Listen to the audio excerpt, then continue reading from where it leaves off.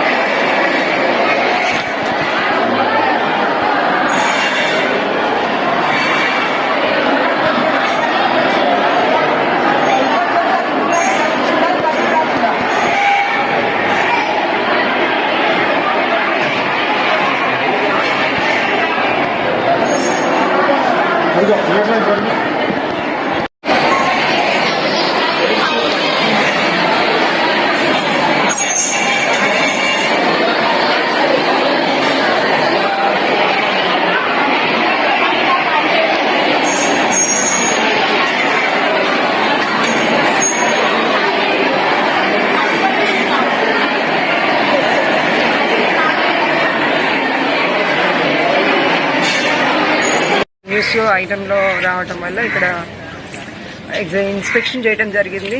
దాదాపుగా కిచెన్ అవి కూడా పరిశీలించాము. వండే విధానం అవన్నీ కూడా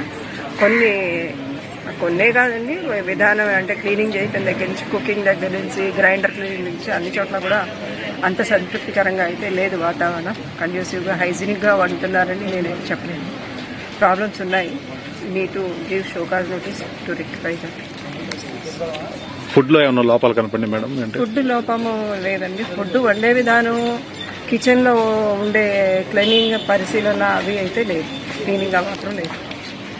పక్కన పెట్టేస్తే చాలా మంది విద్యార్థులు కడుపు నొప్పితో బాధపడుతున్నారు ఆహారం తినడం వల్లనే. కొంతమంది మాకు ఇంటర్వ్యూ వాయిస్ ఇచ్చారు. ఇప్పుడు మనం చూసాం కదండి, గ్రైండర్ దగ్గర ప్రాబ్లం ఉంది. మీకు వడ తింటే కడుపులో నొప్పి వచ్చింది అని చెప్పి ఒక పేషెంట్ పాప వచ్చింది. ఎందుకు వడ తింటే వస్తుందండి మీకు నాకు రాని కడుపులో నొప్పి? అక్కడ వండే విధానంలో, పిండి తయారు చేసుకునే విధానంలో, పిండి రుబ్బుకునే విధానంలో తేడాలు ఉంటాయి. ఆ పాత గ్రైండర్లో కడగకుండా వేస్తూ ఉంటే పప్పు అదే మాదిరిగా ఇక అది పాయిజన్ అవుతుంది, కడుపులో నొప్పి వస్తుంది. ఇన్ఫెక్షన్స్, బ్యాక్టీరియల్ ఇన్ఫెక్షన్స్ ఎట్లా అవుతాయి? ఫుడ్ ఇన్ఫెక్షన్స్ అదే కారణం అవుతుంది.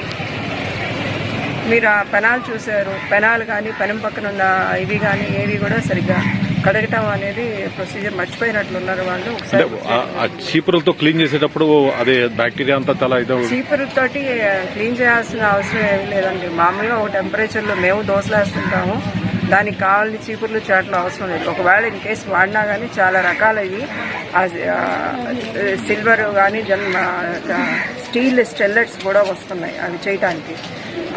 అవి మీకు గమనించలేదు, మేము పట్టుకొని తీసుకున్న అది రావట్లేదు. అతుకుపోయింది అంటే అది ఎంత గమ్యగా అయిపోయి ఎన్ని రోజుల క్రితం అక్కడ అది పెట్టి అతకబెట్టారో తెలియదు కదా.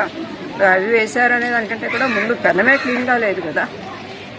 అది దీని మీద అంటే ఏం యాక్షన్ తీసుకుంటున్నారు?